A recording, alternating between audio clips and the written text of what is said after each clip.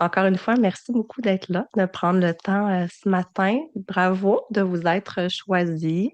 Ça demande aussi quand même une belle dose de courage, de détermination. Ça demande beaucoup d'auto-bienveillance que dans nos horaires occupés, prendre un temps d'arrêt pour dire, ben moi, je vais venir me faire du bien. Je vais venir reprendre soin de moi. Alors, pour ça, déjà, je vous honore et prenez le temps, vous aussi, d'être fiers de vous. Donc, je vous dirais que en méditation, le pas le plus difficile, c'est le premier pas où on vient s'engager, où on se dit, OK, ben là, aujourd'hui, ce matin, ou sur mon heure de dîner, ou avant de me coucher, je me crée un espace pour méditer. Je pense, en tout cas pour moi, c'est vraiment là le premier pas parce que la vie nous happe par toutes sortes de choses, hein. C'est beaucoup plus facile de partir la journée tout de suite. Bon, soit on commence à faire du ménage, on se prépare, on a des commissions, on s'en va au travail. À la fin de la journée, bon, ben là, on est tenté des fois par les séries télé, lire un bon livre. Et la journée a passé, puis finalement, on ne s'est pas déposé. Donc, ça demande de prendre un engagement envers soi et de voir, mais concrètement, réalistement, moi, dans mon horaire de vie, où est-ce que je pourrais installer la méditation? Est-ce que c'est plus facile dans mon horaire, que ce soit le matin avant que la journée parte? Parce qu'une fois que la journée est partie, le temps me file entre les doigts. Est-ce que moi, c'est une pause sur l'heure du dîner? Est-ce que c'est en après-midi parce que là, justement, peut-être j'ai un petit crash d'énergie puis ça me ferait du bien? Ou est-ce que c'est juste avant de m'endormir, ça va justement favoriser l'endormissement et ça va m'aider, ça va me faire faire un ménage de tout ce qui a pu se passer dans ma journée? Et là, peut-être qu'on n'a pas déjà la réponse et il y aura peut-être au début un peu d'essai-erreur pour trouver c'est quoi la meilleure période pour vous. Et au début, c'est de commencer vraiment réalistement avec des petits moments. Donc, on peut commencer avec des 10 minutes, 15 minutes, de ne pas se donner une obligation de méditer pendant une demi-heure, une heure, que ça devienne très lourd et que finalement, on n'ait pas le goût de le faire, que ce soit juste démotivant et inaccessible. Donc, on s'offre des plus courts moments. Ensuite de ça, mais c'est de trouver aussi, est-ce que pour moi, j'aime être guidée en méditation? Est-ce que d'avoir la voix de quelqu'un m'invite à suivre une direction avec des mots, avec une énergie, et là, ben, ça aide mon mental à rester dans le moment présent.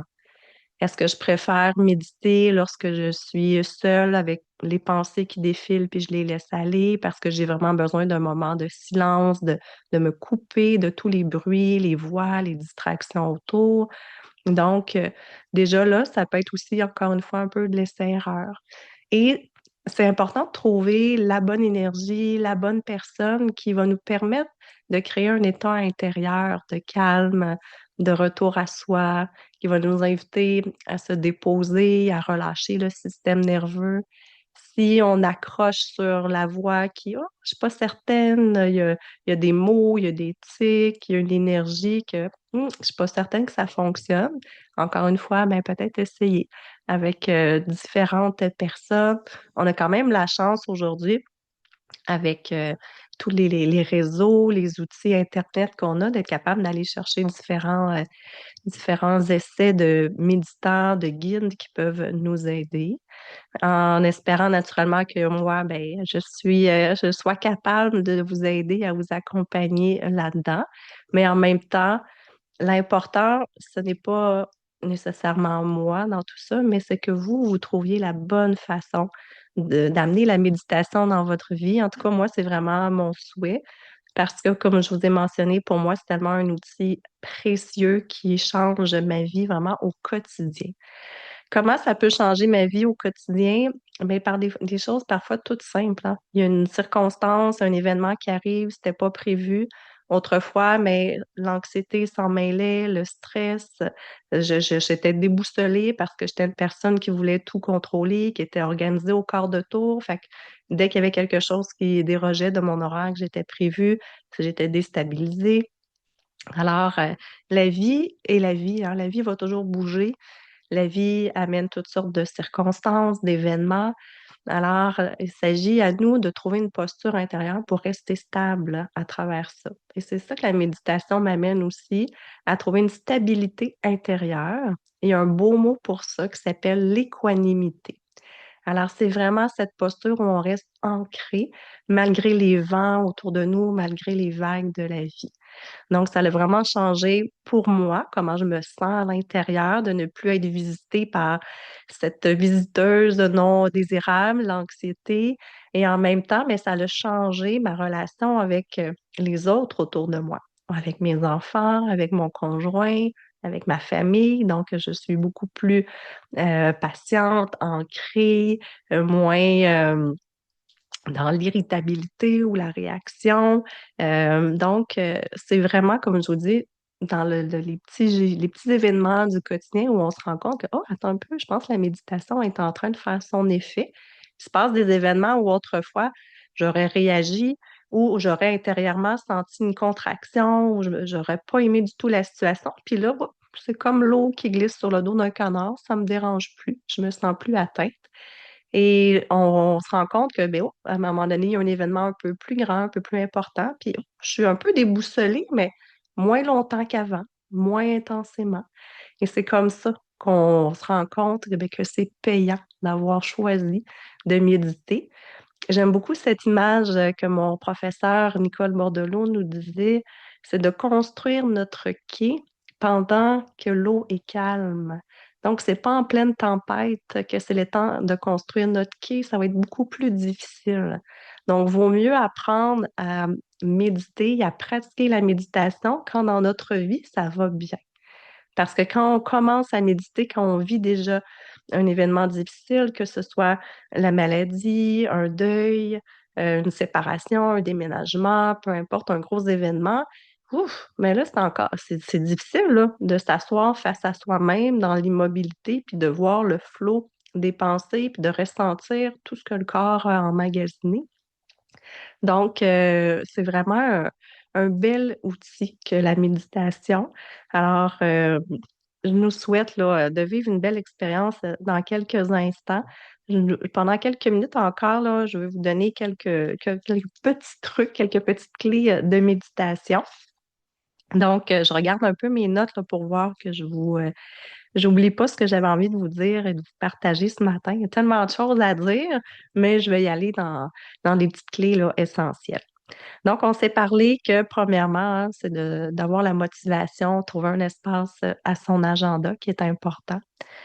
Ensuite de ça, il va venir sûrement le défi du confort, de la posture du corps. Donc, pour ça, ça va être de choisir un endroit, un espace pour vous sentir bien. Et parfois, de commencer à méditer sur une chaise, c'est plus accessible que vraiment dans la posture qu'on voit beaucoup dans les magazines, d'être assis en tailleur, au sol ou sur un coussin de méditation. C'est beaucoup plus difficile parfois pour le dos, les hanches, les jambes.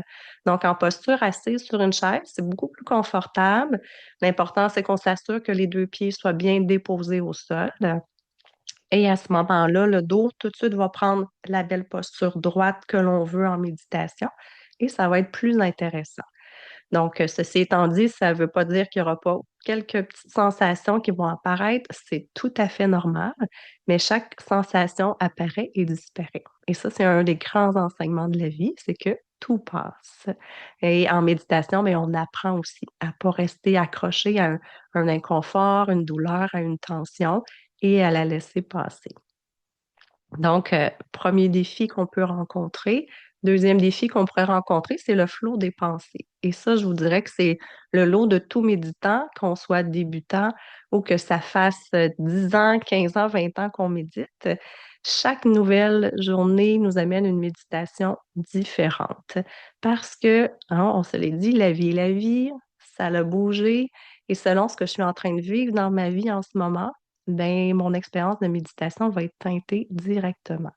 Alors moi, ça fait plus de 20 ans que je médite et il y a des fois, mais je me sens comme une débutante parce que là, mon mental est très actif. Ça défile, j'ai des préoccupations, mais j'ai appris à m'élever, à prendre la hauteur et à devenir l'observateur de ces pensées-là. Et c'est aussi ça, la pratique de la méditation. Ce n'est pas de ne plus penser à rien, parce que c'est le propre de l'être humain de penser, donc il ne faut pas avoir cette attente-là. Et alors, on veut vraiment laisser aller les pensées. Un peu comme quand on regarde passer des nuages dans le ciel. On veut pas commencer à commenter. Ah, ben celui-là, il est un peu plus blanc, il est vaporeux. Ah, sa forme ressemble à un chien. Ou... Non, la pensée est là. Je laisse aller la pensée. Ah, donc, je donne un exemple. Hein, des fois, ah, bon, qu'est-ce que je pourrais manger pour souper ce soir? Ah oui, oh, je pourrais faire un bon pâté chinois. Ah oui, le bœuf haché est en spécial chez Métro. Tu sais, on veut pas commencer à faire une histoire d'aller très loin dans la pensée. Ah, j'ai faim, je pense à mon souper. Parfait. On va y revenir plus tard, j'aurai le temps. Donc, ça, c'est un entraînement aussi de ce défi-là que des pensées qui envahissent l'esprit.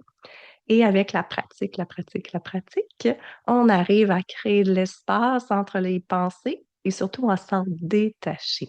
Donc, les pensées seront là. Déjà, on peut arrêter cette fameuse attente que de méditer, c'est ne penser à rien. C'est totalement faux. Donc, et en parlant d'attente, ça aussi, c'est un autre point important, d'être sans attente face à chaque expérience de méditation. Donc, on prend chaque méditation comme une nouvelle aventure, une nouvelle expérience qui va nous amener à vivre et à ressentir ce qui doit être cette journée-là. Je pourrais peut-être vous donner un peu une définition de la méditation qui, moi, me rejoint beaucoup. Que de méditer, c'est l'art de s'observer, d'observer ce qui est là, instant après instant, sans jugement. L'art méditer, c'est l'art d'observer ce qui est là, instant après instant, sans jugement. Et on pourrait rajouter avec la conscience de l'impermanence, avec la conscience que tout passe. Donc, c'est tout simplement ça, méditer. Donc, s'il y a des pensées, j'observe qu'il y a des pensées. Ah, j'ai une tension dans le bas du dos. J'observe que j'ai une tension dans le bas du dos. C'est pas commencer à faire des histoires de ah, ben oui, moi j'ai souvent mal au dos, mais c'est à cause que j'ai déjà eu un accident. Puis non, non, non. On ramène l'esprit et tout va passer, les sensations vont aller, venir, apparaître et disparaître. Donc, un très bon point là, sur les attentes, de mettre ça au point neutre. Je regarde un autre point que j'avais envie de partager avec vous, de vivre, oui, chaque expérience, le cœur ouvert, d'être prêt à accueillir ce qui va se présenter. Et aussi concrètement, de créer un espace dans votre maison, ça peut être aussi très aidant. Donc, si vous avez la possibilité soit d'aménager dans votre chambre une pièce qui pourrait être dédiée à ça, ou même un coin dans votre salon qui vous donne envie d'aller méditer, qui est inspirant parce que c'est épuré, c'est joli, c'est un coin lumineux ou peu importe. Ça va être aussi très intéressant parce que ça va vous inviter à dire, ah oui, quand je vais dans cet espace-là, dans ma maison, je me sens bien, j'ai le goût de m'asseoir. Puis oui, c'est déjà propice à ramener le calme et la paix à l'intérieur de moi. Alors ça pourrait être intéressant de voir s'il y a cette possibilité d'organiser ça autour de vous. Et si vous cohabitez avec des personnes dans la maisonnée, lorsque vous en allez dans un espace de méditation, juste les aviser. De dire, OK, mais là, pour les 15 prochaines minutes, 20 prochaines minutes, je m'en vais en méditation. Donc, si c'est possible de me laisser cet espace-là pour prendre soin de moi. Donc, déjà, ça va éviter de vivre une expérience de méditation coupée, même si parfois ça va arriver pareil. Et ça aussi, c'est la vie. Et ça fait partie de l'expérience. Et parfois, de se pratiquer en méditation, d'être interrompu et de ne pas se laisser emporter, mais ça nous donne une pratique pour quand on aura des expériences dans la vraie vie qui vont se présenter après, pour pas se laisser perdre cette fameuse sensation d'équanimité, de stabilité intérieure quand on est interrompu et dérangé dans ce qu'on est en train de faire.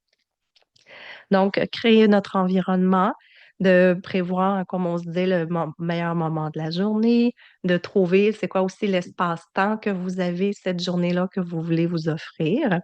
Et on veut fermer les distractions aussi, hein, donc fermer cellulaire, ordinateur, autres objets de distraction qu'il pourrait y avoir autour pour vraiment nous offrir une belle période de reconnexion à soi.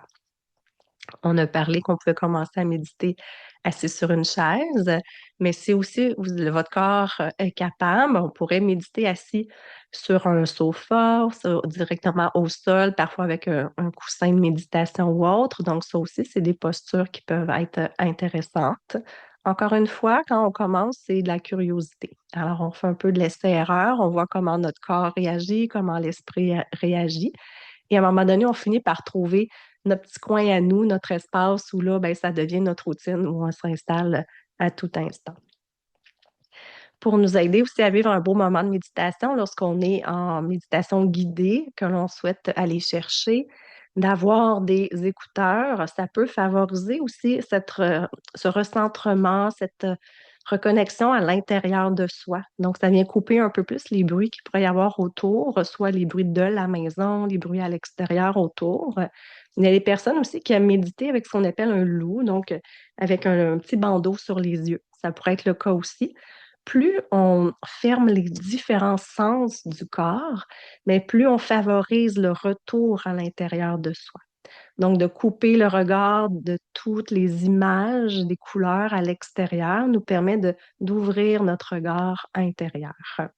Donc, d'autres petits trucs qu'on peut se donner. S'assurer aussi d'être bien habillé pour ne pas avoir froid. Parfois, en méditation, la température corporelle peut baisser un petit peu. Donc, on peut avoir une veste, une couverture sur les épaules. Donc, c'est des petits détails, mais ça peut faire des fois la différence dans notre expérience de méditation. Donc, en méditation, l'important, c'est, comme je vous disais, d'être sans attente, d'avoir le cœur ouvert, d'accueillir ce que l'instant nous offre, vraiment seconde après seconde, souffle après souffle, d'être sans jugement et de laisser l'intelligence, la sagesse du corps réagir à la voix de la guidance que vous allez chercher. Et là, les ondes cérébrales, ben, vont changer de fréquence et vont venir créer un état où le système nerveux parasympathique va pouvoir prendre le relais. Le système nerveux parasympathique, c'est vraiment la branche du système nerveux c'est comme si on appuyait sur la pédale de frein pour venir atténuer le stress de la vie quotidienne. Donc là, on vient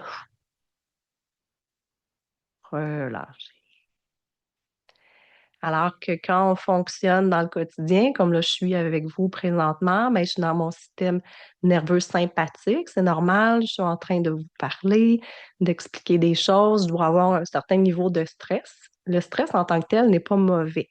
Ce qui est mauvais, c'est un stress continu où il n'y a jamais de période de repos ou de récupération en bout de ligne. C'est là qu'il y a une usure qui vient se faire et qu'on vient sécréter des hormones, du cortisol, entre autres, qui vient être très nuisible pour la santé de notre corps.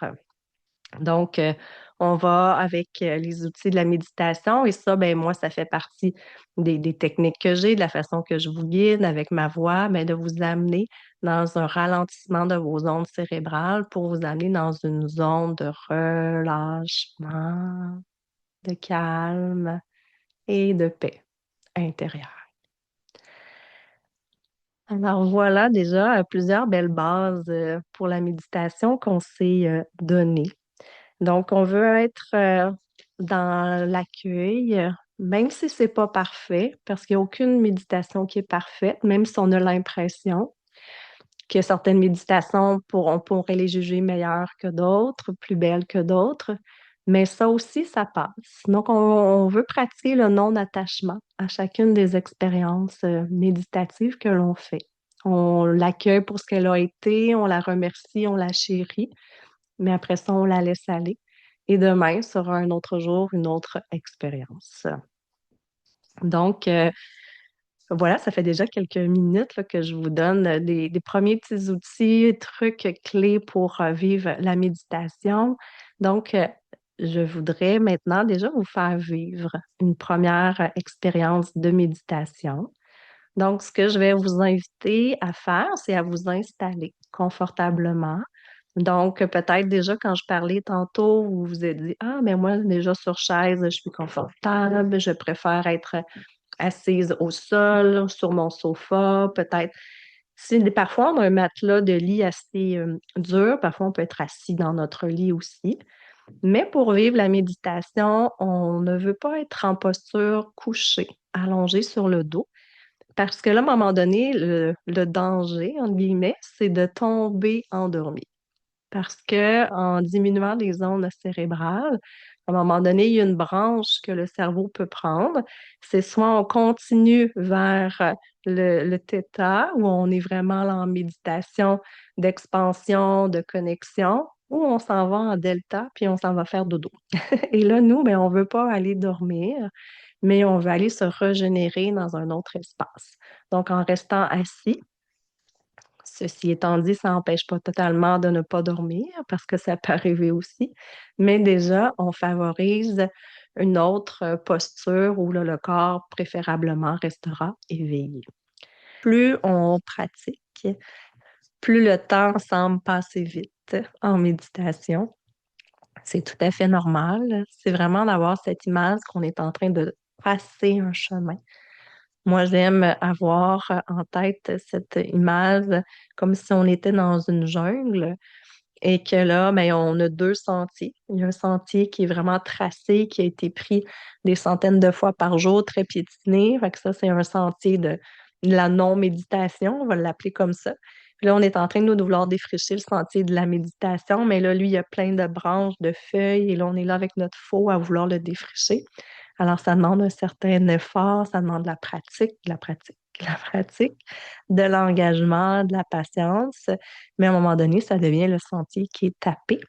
Et là, mais on a cette impression-là que c'est tellement facile que le temps coule, ça passe vite, puis on se rend plus compte que des fois, ça fait 30, 40 minutes qu'on est en méditation, on a l'impression que ça le fait juste 5 minutes. Merci encore une fois.